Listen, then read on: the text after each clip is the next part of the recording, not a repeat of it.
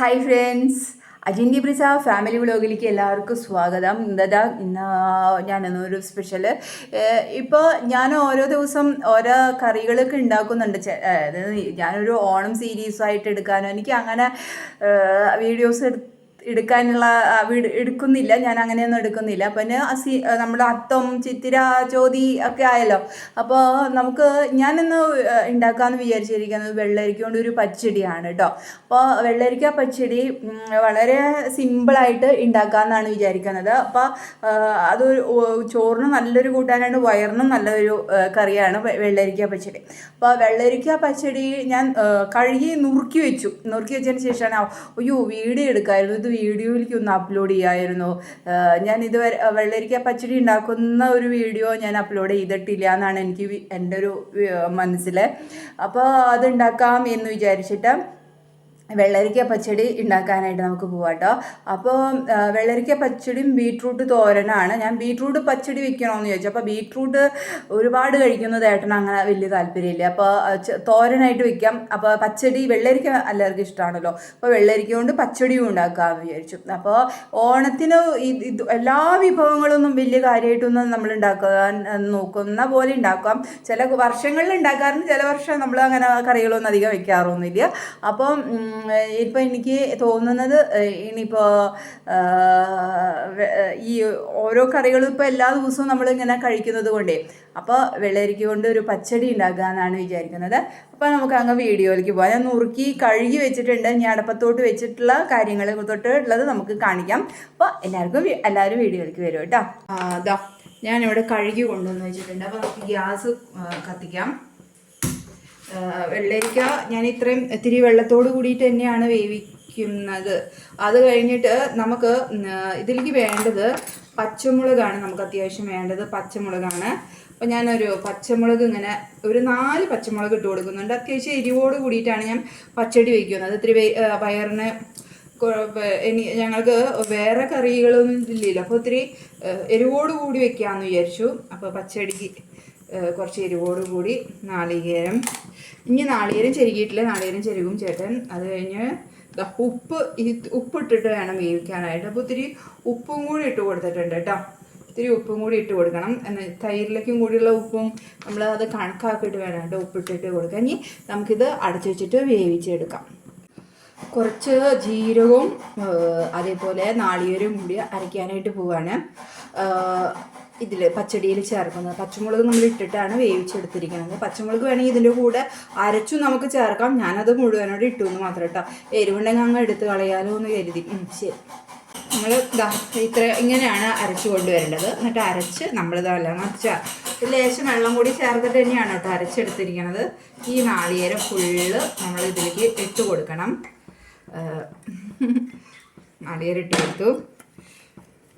എന്നിട്ട് നമുക്കിത് ഇളക്കി കൊടുക്കാം.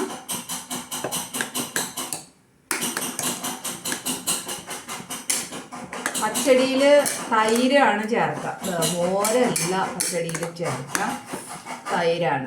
ഇനി നമുക്ക് വേറൊരു സംഭവം കൂടി ഇതേപോലെ ഈ നാളികേരം ഇവിടെ ഒന്ന് കിടക്കട്ടെ, ഒന്ന് ഇതാവട്ടെ, തിളയ്ക്കട്ടെ.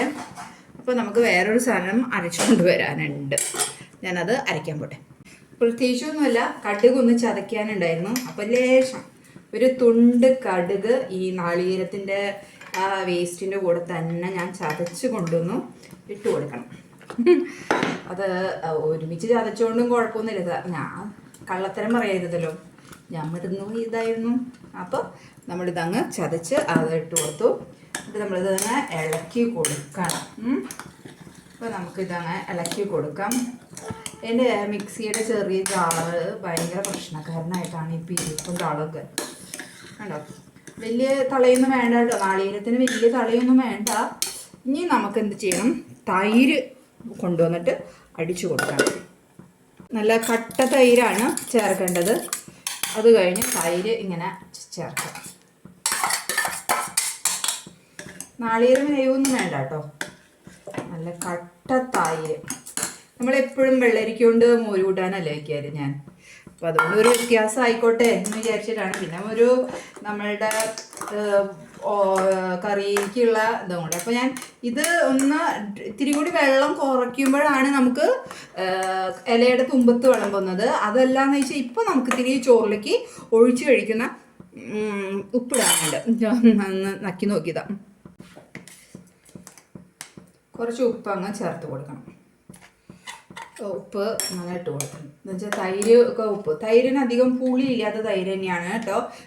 പുളിയുള്ള തൈര് നമുക്ക് ചേർക്കാം. ഞാൻ പുളി ഇല്ലാത്ത തൈരാണ് ഞാൻ ഒഴിച്ചു കൊടുത്തിരിക്കുന്നത്. എനിക്ക് പുളിയുള്ള തൈര് ഒഴിക്കുന്നതും ഒരു വേറൊരു ടേസ്റ്റായിട്ട് തന്നെയാണ്, നല്ലൊരു ടേസ്റ്റായിട്ടാണ് എനിക്ക് ഫീൽ ചെയ്തത്. പുളിയുള്ളത് ഒഴിക്കാം, പുളി ഇല്ലാത്തതും ഒഴിക്കാം. നല്ലത് പുളി ഇല്ലാത്തതാണെന്നാണ് എനിക്ക് തോന്നുന്നത്. പക്ഷെ എനിക്കിഷ്ടം പുളിയുള്ള തൈര് ഒഴിച്ചിട്ടുള്ള പച്ചടിയാണ് എനിക്കിഷ്ടം.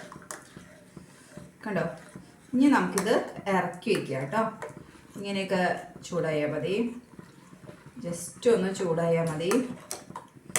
നമുക്ക് വേറെ ഒന്നും വേണ്ട.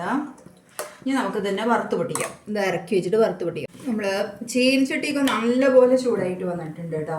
അപ്പോൾ നമ്മളിങ്ങനെ നല്ലപോലെ ചീനച്ചട്ടിയിലേക്ക് ഒഴിച്ച് കൊടുക്കുക. വെളിച്ചെണ്ണ വേണം, മെയിനായിട്ട് ഇതിൽ നല്ല വെളിച്ചെണ്ണ വേണം. പിന്നെ നമുക്ക് വേണ്ടത്, നല്ലപോലെ ചൂടായി വന്നിട്ടുണ്ട് ചീനച്ചട്ടി. അത്യാവശ്യം കടുക് തന്നെയാണ് വേണ്ടത്. അത് കടുക് കറിയാണ്. അപ്പോൾ ഒത്തിരി കടുക്, ഒരു കടുക് ഇട്ടിട്ട് നമുക്കിതാ കുറച്ച് വറ്റൽ മുളകിടാം. വേപ്പില രണ്ടും ഇടണം കേട്ടോ. അതിൻ്റെ ഒരു ശബ്ദവും അതിൻ്റെ ഒരു മണ്ണും ഒക്കെ വേണം. ഇനി നമുക്ക് നമ്മുടെ പച്ചടിയിലേക്ക് ഒഴിച്ചു കൊടുക്കാം.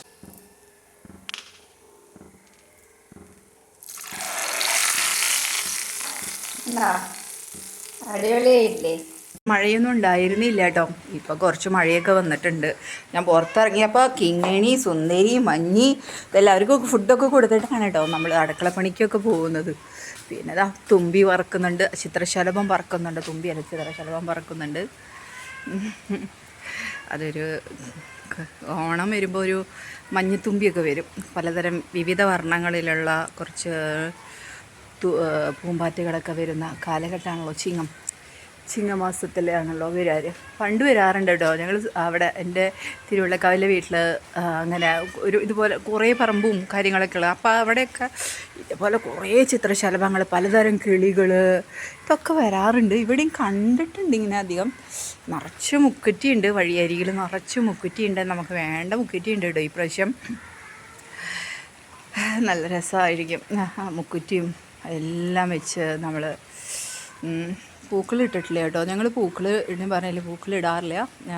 ഉത്രാടം കഴിഞ്ഞ് ഉപ്പുരാടമൊക്കെ ആകുമ്പോൾ പൂക്കളിടും. അതായത് സാറ്റർഡേ മൂലം തൊട്ട് ഞങ്ങൾ പൂക്കളിടും.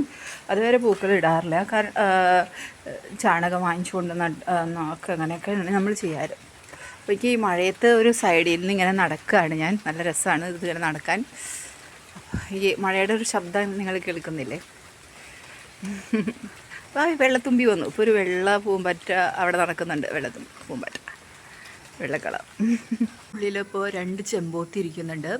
എന്നിട്ട് ഒരു ശബ്ദം കേട്ടോ. അത് ഞങ്ങളുടെ ഇവിടെ വന്നിങ്ങനെ ഇരിക്കുകയായിരുന്നു ഇവർ. അയ്യോ തന്നെ പറക്കണ കണ്ടു, ചെമ്പോത്ത് ഇങ്ങനെ പറക്കുന്നതായിട്ട്. ഇവിടെ 2 പേരും ഈ ചെറ്റിയിലാണ് ഇരിക്കുന്നുണ്ടായിരുന്നത് ആദ്യം രാവിലെ. എന്നിട്ട് കണ്ടോ ഒരു പ്രത്യേകതരം ശബ്ദം. 2 പേരും സംസാരിച്ചുകൊണ്ടിരിക്കാം. അങ്ങനെ സംസാരിച്ചുകൊണ്ടിരിക്കണത് നമുക്ക് കേൾക്കാമായിരുന്നു. നല്ല രസമുണ്ടായിരുന്നു കേൾക്കാനായിട്ട്. ഇങ്ങനെ കിരികിരിയായിരുന്നു. ആദ്യം പേടിച്ചു പോയി. പാമ്പിനെ എന്തെങ്കിലും കണ്ടോ, അതോ പാമ്പിനെ പിടിച്ചോ എന്നൊക്കെ വിചാരിച്ചു. ചെമ്പത്ത് പാമ്പിനെ തിന്നുമെന്നാണ് കേട്ടിട്ടിരിക്കണത്. അപ്പോൾ അങ്ങനെ അതൊന്നും ഉണ്ടായില്ല കേട്ടോ. പക്ഷേ കിങ്ങണി അവിടെ പോയി നിൽക്കുകയാണ്. എന്തുവാ സുന്ദരി കാണിക്കണേ? ഞാൻ പറഞ്ഞിട്ടില്ലേ കാലിനുള്ളിൽ കൂടെ വരരുത്. നിന്നെ ഞാൻ വിളിക്കുമ്പോൾ മാത്രമേ വരാൻ പാടുള്ളൂ പറഞ്ഞില്ലേ? വിളിക്കുമ്പോഴാണ് അങ്ങനെ വരാൻ പാടുള്ളൂ, അല്ലെങ്കിൽ ഞാൻ പേച്ചും പറഞ്ഞില്ലേ? അപ്പോൾ ശരി കേട്ടോ. അജിന്ത്യ ബിസ family vlog signing off. Tata bye bye സുഹൃത്തുക്കളെ. ഇങ്ങോട്ട് നോക്ക് സുന്ദരി, ഇങ്ങോട്ട് നോക്കിയാൽ എൻ്റെ മോക്ക് അങ്ങോട്ട് അമ്മേനെ നോക്കി.